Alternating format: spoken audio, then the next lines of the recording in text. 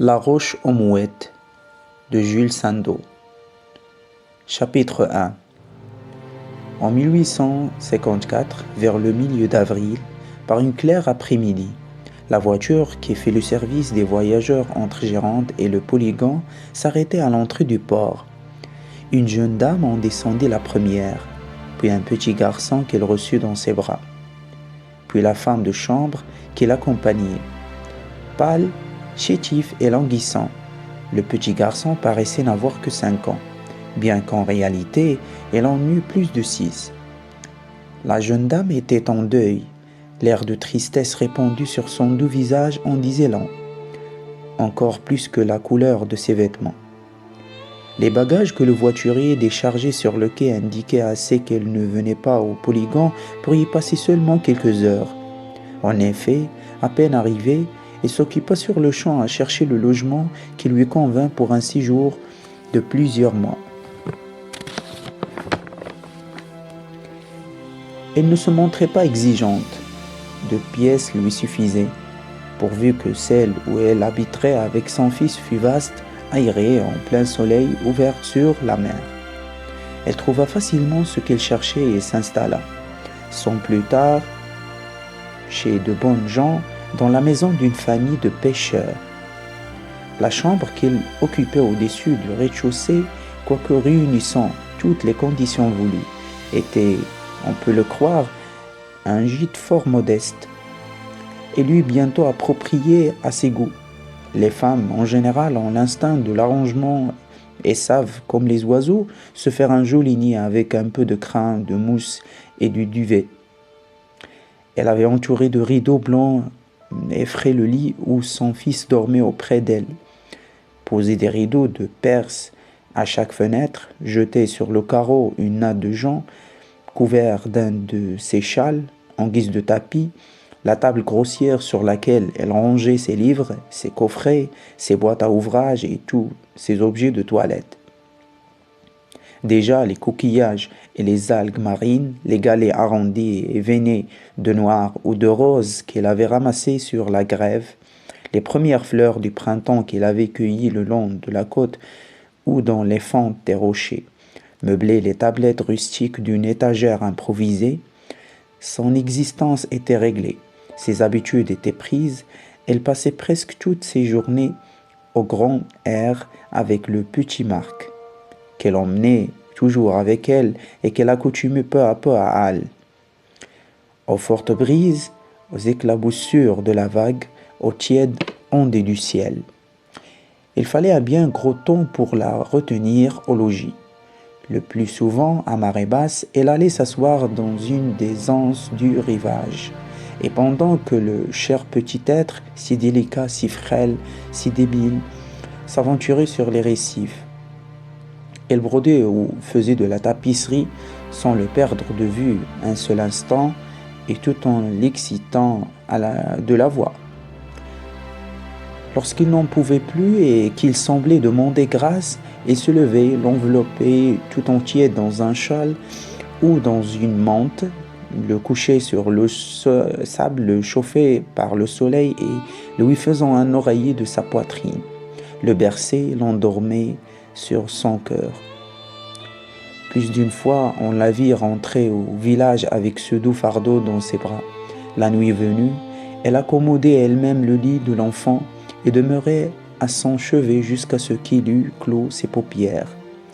Dès lors, il s'appartenait, assise devant sa table, et se mettait à écrire. Et durant des heures entières, la plume courait sans fatigue sur le papier. Elle épanchait ainsi, dans une muette confidence, ses craintes, ses espoirs, et les tendresses dont l'âme était pleine.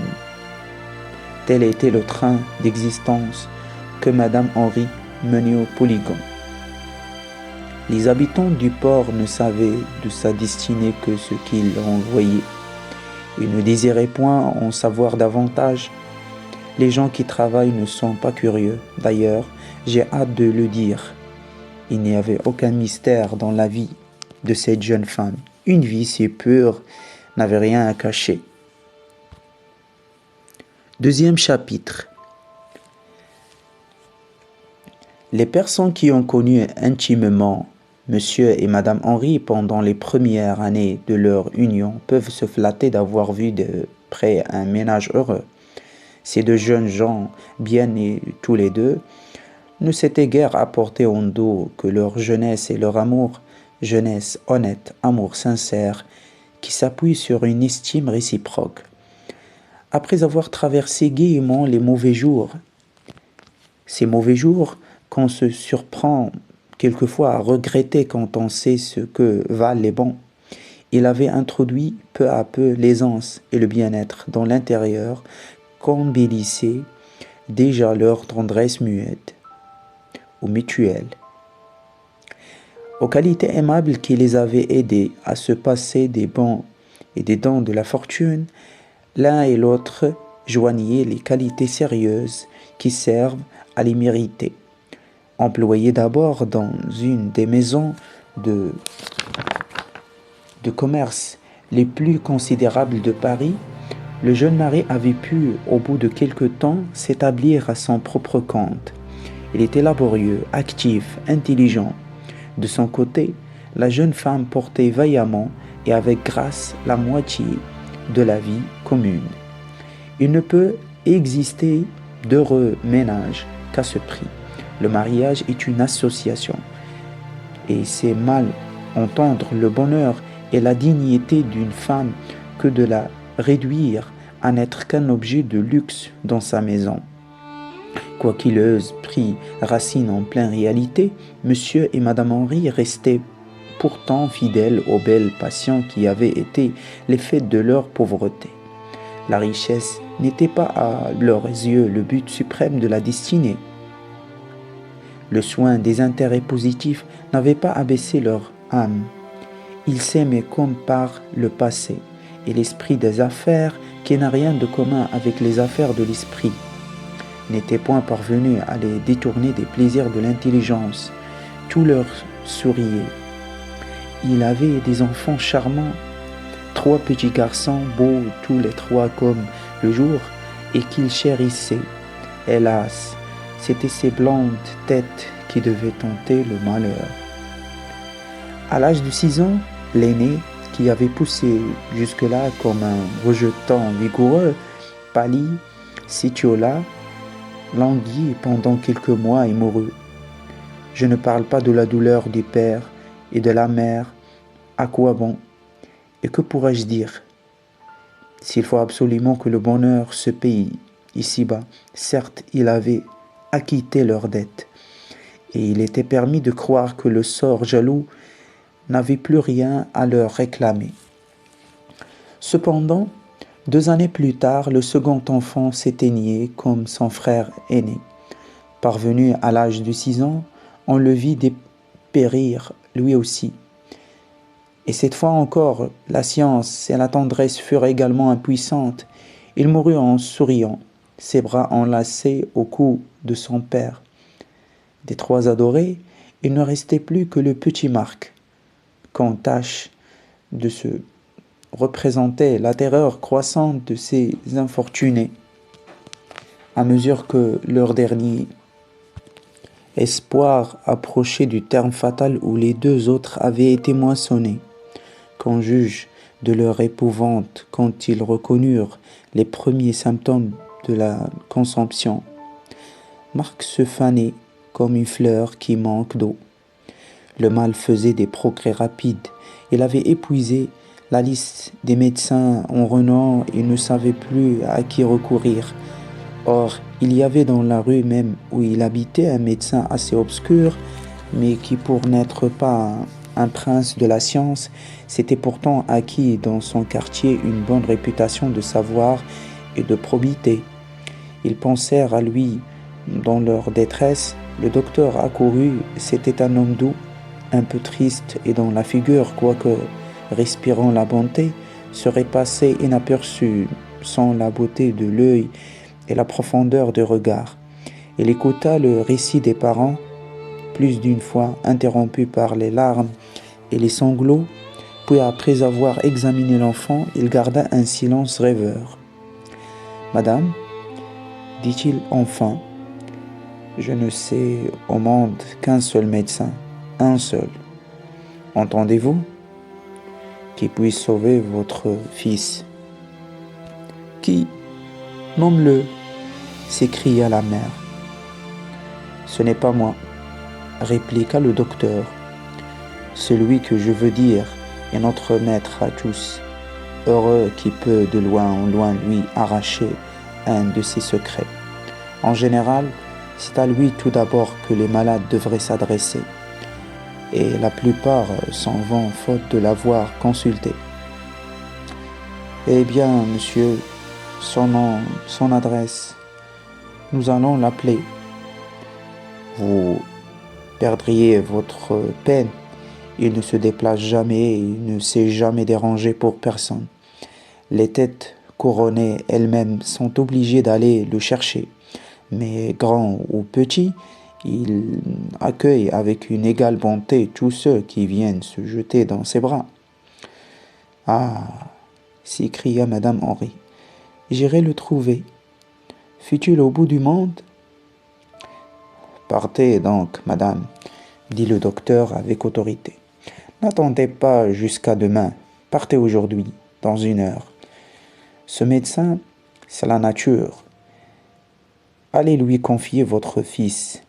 Je ne réponds pas de sa guérison, mais j'affirme que s'il reste ici, dans 1 an ou plus tard, il aura rejoint ses 2 frères.